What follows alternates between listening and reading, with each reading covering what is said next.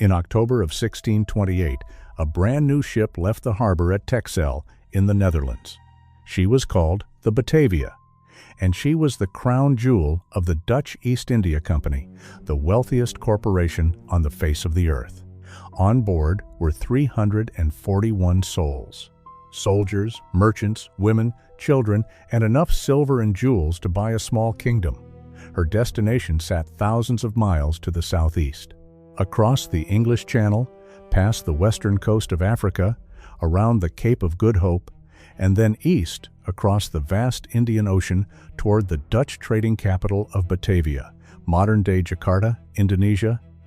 It was a journey that would take 8 months through some of the most dangerous waters on the planet. Storms, scurvy, starvation. These were the risks every sailor accepted when they signed on for a voyage like this. But the crew of the Batavia didn't need to worry about storms, because the real danger was already on board.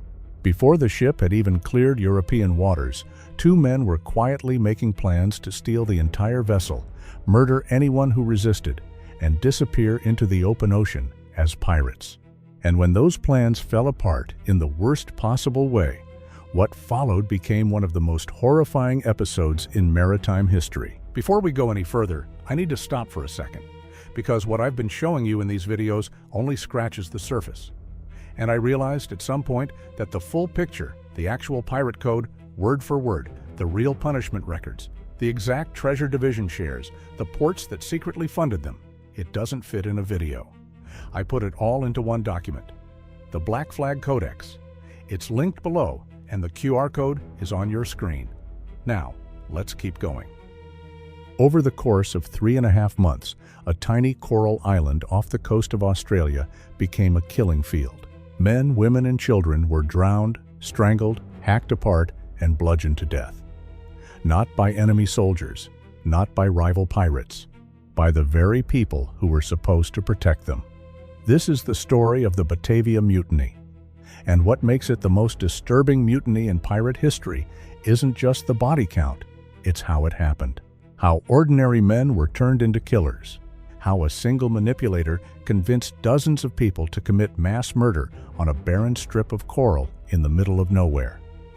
And how one soldier, with no weapons and no orders, became the only thing standing between a madman and total annihilation. To understand how everything went so catastrophically wrong, you need to understand the 3 men at the center of this story. Because the Batavia disaster wasn't a sudden explosion of violence. It was a slow burn that started with jealousy, ambition, and a beautiful woman. The first man was Francisco Pelsaert, the commander of the entire fleet. Pelsaert was a veteran merchant who had spent years working for the Dutch East India Company in India. He was experienced, he was respected, he was also very sick. Pelsaert had contracted a fever during his time in Agra that would eventually kill him, and for much of the voyage he stayed confined to his cabin, too ill to properly oversee his own ship. That absence would prove catastrophic. The second man was Arian Jacobs, the ship's skipper. Jacobs was the one actually steering the Batavia. He was a capable sailor, but he was also a heavy drinker with a volatile temper. He resented Pelsaert deeply, partly for professional reasons and partly for personal ones. Both men had taken an interest in the same woman on board, a 27-year-old passenger named Lucretia Jans. Lucretia was an upper-class woman traveling to join her husband in the East Indies, and Pelsaert, as the senior officer, had the social standing to be seen with her. Jacobs didn't. That resentment festered for months. And then there was the third man, the one who would turn everything into a nightmare, Geronimus Cornelis. Cornelis was the ship's undermerchant, which made him the 3rd highest-ranking official on board. On paper, he was a bureaucrat, a former apothecary from Haarlem who had fallen on hard times after his business collapsed. His wife and child had died. His reputation was in ruins. He signed on with the Dutch East India Company not out of ambition or adventure, but because he had nowhere else to go. He was running from a life that had fallen apart. But Cornelis was no ordinary failed businessman. Historians who have studied his behavior, particularly the Welsh author Mike Dash in his book Batavia's Graveyard, believe that Cornelis was almost certainly a psychopath. He was charismatic, manipulative, and utterly without conscience. He had reportedly been influenced by a radical Dutch painter named Johannes van der Beek, who had been convicted of blasphemy and atheism. Whether or not Cornelis truly adopted those beliefs, his later actions suggest a man who believed himself to be above every moral law that governed ordinary people. During the long voyage south, Cornelis and Jacobs found common ground in their hatred of Pelsart. They began plotting a mutiny. The plan was audacious. They would seize the Batavia, kill Pelsart and anyone loyal to him, keep around 120 people they considered useful, and throw the rest overboard. Then they would take the ship's enormous cargo of silver and jewels and start a new life as pirates. To set the mutiny in motion, they needed to provoke Pelsart into making a mistake. Their plan was disturbingly calculated. They arranged for a group of crew members to sexually assault Lucretia Jans. The idea was that if Pelsart punished the attackers too harshly, the rest of the crew would feel he was being unfair, which would give Cornelis and Jacobs the sympathy they needed to recruit more mutineers. It was a vile strategy, and it partially worked. Lucretia was attacked. Tar and human waste were smeared on her face in the dark of night. But she couldn't identify her attackers clearly enough for Pelsart to take decisive action, and the planned cascade of outrage never materialized. Jacobs and Cornelis decided to wait for another opportunity. That opportunity never came, because on the night of the 4th of June, 1629, everything changed. The Batavia was running under full sail in the darkness when the lookout spotted something ahead, white water breaking over what appeared to be shallow reef. He warned Jacobs immediately. The skipper looked out at the water and made a decision that would cost hundreds of lives. He decided it was just the reflection of the moon on the waves. He didn't change course. Minutes later, the Batavia slammed into Morning Reef at full speed. The impact was devastating.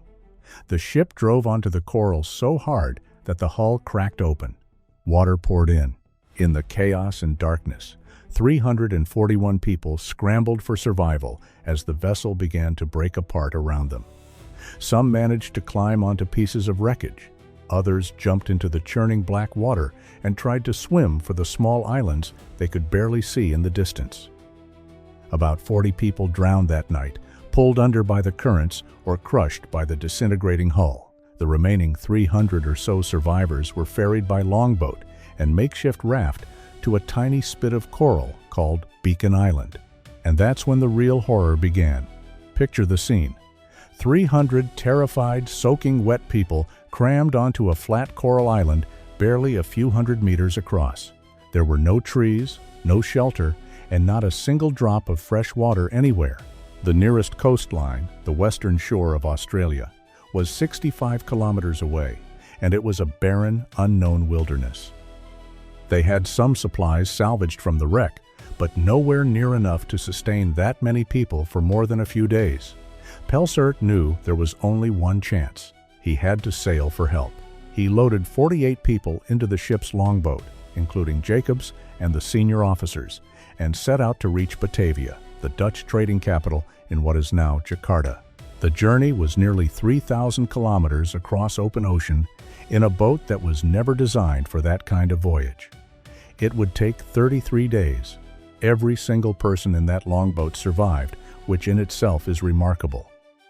But as Pelsart's longboat disappeared over the horizon, the people left behind on Beacon Island were now in the hands of the highest-ranking official remaining, Jeronimus Cornelis. The mutiny Cornelis had been planning on the open ocean hadn't worked. The ship was gone. The original plan was dead. But Cornelis was nothing if not adaptable. Almost immediately, he began formulating a new plan. When the rescue ship eventually arrived, he would seize it. He would load it with the Batavia's salvaged treasure, take a small group of loyal followers, and sail off to start a new life. The plan had an elegant simplicity to it. There was just one problem. There were too many people. 300 survivors meant too many potential witnesses, too many potential resistors, too many mouths competing for already scarce food and water.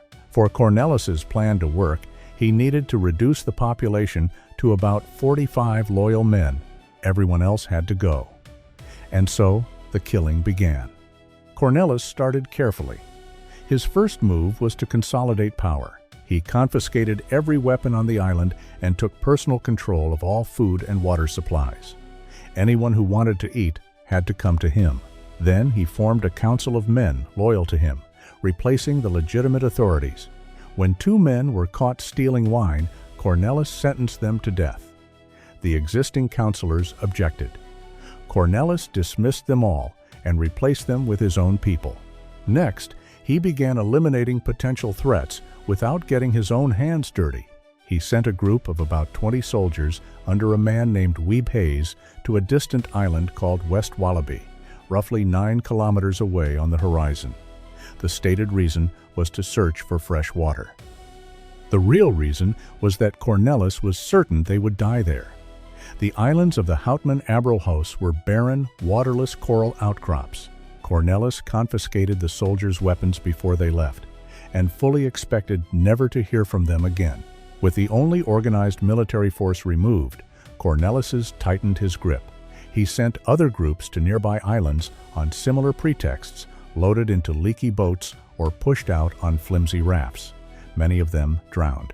Others made it to islands where Cornelis later sent his henchmen to slaughter them. The murders started slowly.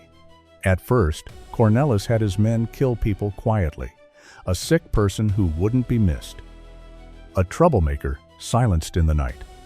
But as the weeks went on, the killing escalated. It became brazen. It became systematic. It became, in the most sickening sense of the word, routine.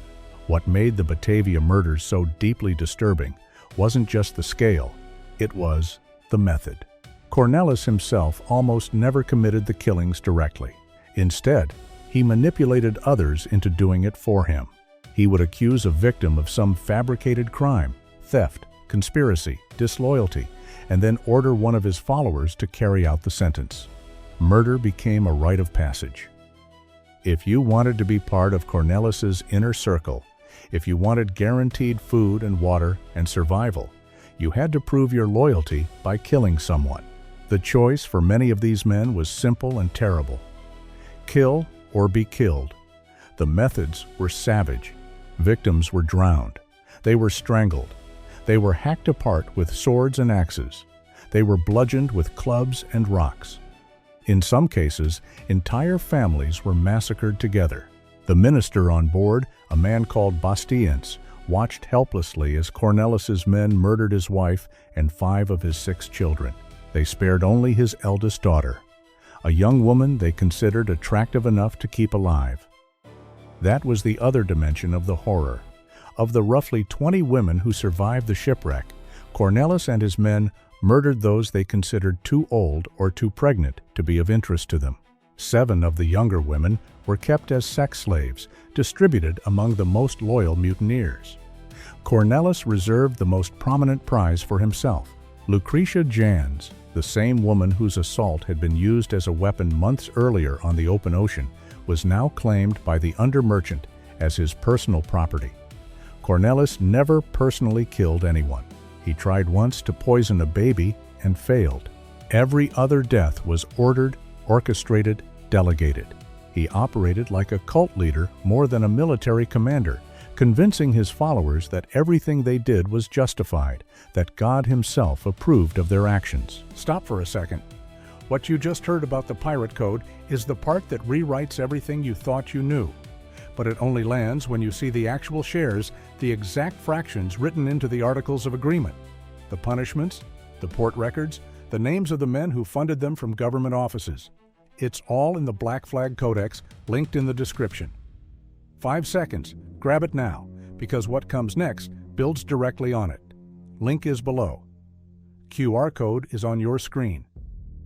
Historian Mike Dash has noted that Cornelis displayed many characteristics of a delusional narcissist, a man who genuinely believed he was building a personal kingdom on those coral islands, and that the universe had ordained him to rule it. Over the course of roughly 2 months, Cornelis and his men killed between 110 and 125 men, women, and children. But here's the part of this story that nobody sees coming. Because while Cornelis was turning Beacon Island into a slaughterhouse, something extraordinary was happening 9 kilometers away on West Wallaby Island. Weeb Hayes and his soldiers were supposed to die. Cornelis had sent them to a supposedly barren island with no weapons and no expectation of survival. He didn't bother checking on them. He assumed the problem had taken care of itself. He was wrong. Hayes and his 22 soldiers found fresh water. They found edible plants and small wallabies they could hunt for food. Against every expectation, they were not only surviving, they were thriving. After about 3 weeks on the island, Hayes lit a smoke signal to let the main group know they had found water and were still alive. Cornelis saw the smoke. It was the worst possible news. Not only were the soldiers alive, but their island had become a potential beacon for any rescue ship that might approach. Hayes and his men could warn the rescuers about everything that had happened. They had to be eliminated. But before Cornelis could act, something happened that changed everything. Survivors from Beacon Island, people who had witnessed the murders and managed to escape, began drifting across the lagoon on makeshift rafts and washing up on Hayes Island. They told him everything: the systematic killings, the distribution of women, the planned seizure of the rescue ship. Cornelis's reign of terror. Hayes was an ordinary private soldier, the lowest rank in the Dutch East India Company military hierarchy. He was technically outranked by at least 2 other survivors on his island. But none of that mattered now. Hayes took command, not because of his rank, but because he was the kind of person who steps forward when the world is falling apart around him. He immediately began preparing for war. His men had no weapons, no firearms, no swords. So they improvised. They made crude pikes from driftwood and nails salvaged from Batavia wreckage that had washed ashore. They fashioned clubs from heavy branches. They hammered long carpenter's nails, some of them 41 centimeters long, through planks of wood to create makeshift maces. And then they built fortifications, stone walls, defensive positions on the high ground of the island, a crude but functional fort that still stands today, nearly 400 years later, and is considered the oldest European-built structure on the Australian continent. Cornelis sent attack parties to Hayes Island twice. Both times, the well-fed, well-organized soldiers repelled the assault using their homemade weapons and superior tactical positioning. The mutineers, despite having real swords and knives, couldn't break through. Furious, Cornelis decided to handle it personally. On his 3rd attempt, he sailed to West Wallaby Island to use his legendary powers of persuasion. He planned to lure Hayes and his men into a trap through negotiation and charm. It didn't work. Hayes and his soldiers captured Cornelis. They overpowered him and several of his henchmen and tied them up.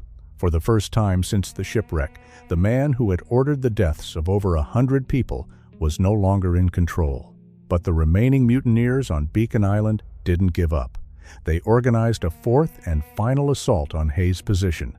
This one was the most violent. 3 of Hayes' defenders were killed in the fighting. The mutineers were desperate now, fighting not for Cornelis's grand vision, but for their own survival.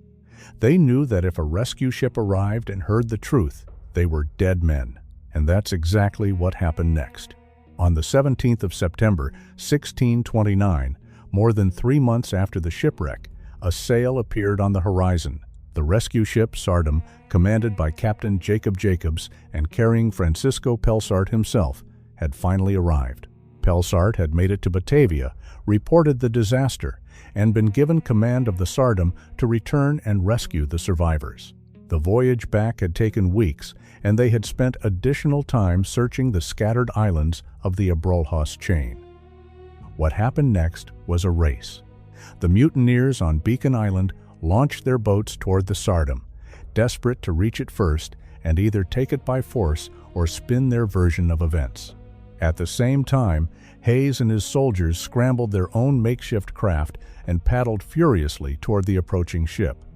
Hayes got there first.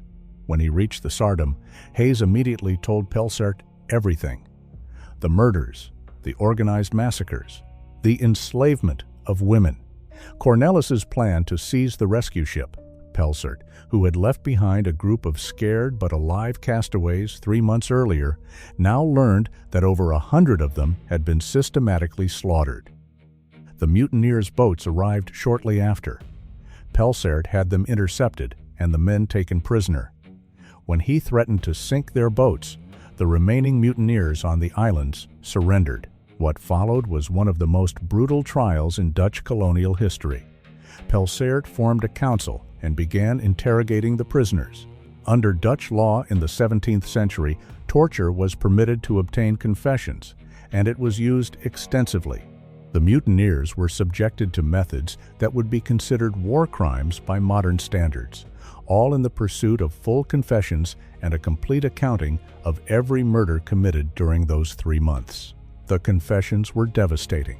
One soldier, Jan Hendrikses from Bremen, immediately admitted that he had personally murdered between 17 and 20 people on Cornelis's orders.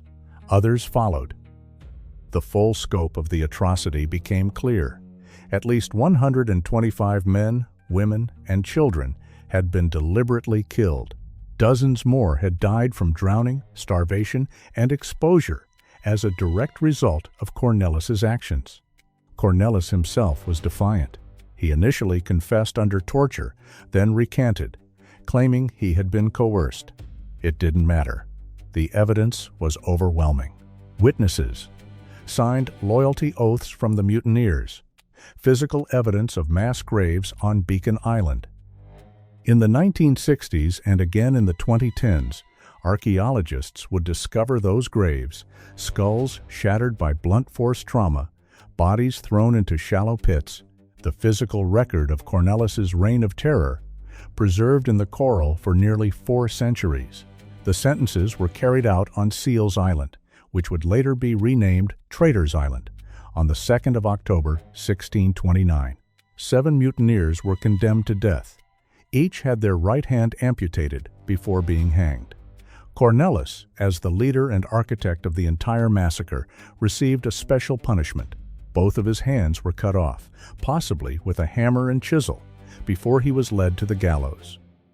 His final moments were remarkable in their defiance. As the survivors, who had endured months of his terror, gathered to watch his execution, they screamed a single word at him: revenge. Cornelis screamed it right back. He shouted revenge as he mounted the gallows, and he was still shouting it when the rope went taut. The minister who witnessed the execution wrote that even at the very end, Cornelis was an evil man. 2 of the youngest mutineers, a soldier named Wouter Loos and a cabin boy named Jan Pelgrom de Baai, were given a different sentence. They were too young for execution under the prevailing standards of justice. Instead, they were taken to the Australian mainland and left there, abandoned on the shore of an unknown continent. They became the first known European residents of Australia. No one ever heard from them again. After the executions, Pelsart spent 6 weeks salvaging the Batavia's treasure. Divers recovered approximately 80,000 silver coins from 10 money chests, along with other valuables. 2 chests were lost, one jammed beneath a cannon, the other broken open and looted by the mutineers during their months of control. On the 5th of December, 1629, the Sardom finally departed the Abrolhos Islands. On board were the remaining survivors and the captured mutineers who had not been executed on the island. Of the 341 people who had originally sailed from the Netherlands on the Batavia, only about 116 were still alive. The lesser offenders suffered additional punishment during the voyage back to Batavia. They were keel-hauled, a practice that involved dragging a man beneath the ship's hull through the water, scraping his body across the barnacle-encrusted keel. They were flogged. They were dropped from the yardarm, hoisted up, and released to crash onto the deck below. Upon arrival in Batavia, they were tried again and executed. Cornelis's second-in-command, Jacob Peters, was broken on the wheel, one of the most barbaric punishments in the Dutch legal system. Every bone in his arms and legs was systematically shattered, and then his broken body was lashed to a cartwheel and left to die. Weeb Hayes, the common soldier who had defied a psychopath with makeshift weapons and stone walls, became a national hero. Pelsaert promoted him to sergeant on the spot, doubling his wages. When he arrived in Batavia, Hayes was decorated by the Dutch East India Company and promoted again to the rank of standard-bearer. That promotion is the last time his name appears in any Dutch archive. Nobody knows what happened to Weeb Hayes after that. He simply disappears from history, having done one of the most courageous things any human being has ever done, and then fading into silence. As for Pelsaert, his story ended badly. A subsequent inquiry found that he bore partial responsibility for the disaster because of his poor leadership and prolonged absence from command. His assets were seized. He died in September of 1630, less than a year after the rescue, never fully escaping the accusation that he had abandoned his people. The Batavia story became a sensation across Europe. In 1647, a book called The Unlucky Voyage of the Ship Batavia was published, containing Pelsaert's journal entries, survivor accounts, and the mutineers' confessions. It confirmed in the Dutch imagination that the Australian coast was a place of horror and should be avoided at all costs. For the next 150 years, European powers largely ignored Australia's western coast, and the Batavia Mutiny was one of the reasons why. The wreck itself lay undiscovered for over 300 years. In 1963, a lobster fisherman named Dave Johnson showed divers some bronze cannons and anchors he had found in the waters off Morning Reef. What they found beneath the surface was the Batavia, remarkably intact. Since then, sections of the hull have been recovered and reconstructed, and they now sit on display at the Western Australian Maritime Museum. The stone fortifications built by Weeb Hayes on West Wallaby Island still stand.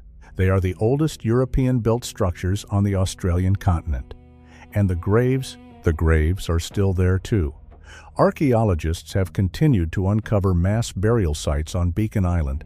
In 2014, forensic anthropologist Daniel Franklin unearthed additional skeletal remains, including a skull covered in heavy fractures, the mark of someone bludgeoned to death nearly 400 years ago. In a separate excavation, researchers found a mass grave containing 7 individuals laid neatly on their backs with their arms folded, buried with apparent care. These may have been people who died from drowning or illness before the killing started, before, as Franklin put it, all hell broke loose. Other remains tell a different story. Bodies thrown into shallow pits. Arms positioned as though the person had been dragged. The archaeological evidence doesn't just confirm the written record, it enriches it. It makes it impossible to dismiss as exaggeration. In 2023, researchers discovered what they believe to be the remains of the gallows used to execute Cornelis and his men on what is now called Long Island. A ton of corroded iron fastenings, typical of 17th century Dutch construction, found on the exact island where the written record says the hangings took place. The gallows that ended one of the bloodiest episodes in maritime history, buried under 4 centuries of coral sand. The Batavia Mutiny lasted 3.5 months. During that time, a failed apothecary with no military experience, no combat skills, and no real authority managed to convince dozens of otherwise ordinary men to systematically murder 125 of their fellow castaways. He did it through manipulation, through fear, through the simple and terrifying math of survival. Kill for me, and you live. Refuse, and you're next. What makes this story so deeply unsettling isn't the violence itself, though the violence was appalling. It's the speed with which civilization collapsed. These weren't hardened criminals or battle-scarred pirates. They were merchants, sailors, soldiers, and passengers. Normal people by every measure of the term. And within weeks of being stranded on a tiny coral island, a significant number of them were willing to murder children on the orders of a man who promised them food and safety. That's the real lesson of the Batavia. Not that monsters exist. Everyone knows monsters exist. The lesson is how easily a monster can create more monsters when the rules disappear and survival is the only thing that matters. Cornelis didn't do the killing. He made the conditions under which ordinary people did it for him. And somewhere on that desolate stretch of Australian coastline, 2 teenage boys were left behind. The youngest mutineers, abandoned to an unknown continent, as an act of mercy that may have been worse than the gallows. Nobody came looking for them. Nobody recorded whether they lived a week or a lifetime. They are ghosts in the historical record, the last loose thread in a story that has no clean ending. The Batavia sailed from the Netherlands with 341 people and a fortune in silver. What returned to port was 116 traumatized survivors, a cargo of blood-stained coins, and a story so disturbing that it kept an entire continent in darkness for over a century. The coral is still there. The graves are still there. And the stone fort that Weeb Hayes built with his bare hands, the one that held the line against a madman when nobody else could, that's still there too. Standing on a windswept island at the edge of the world 400 years later, refusing to fall.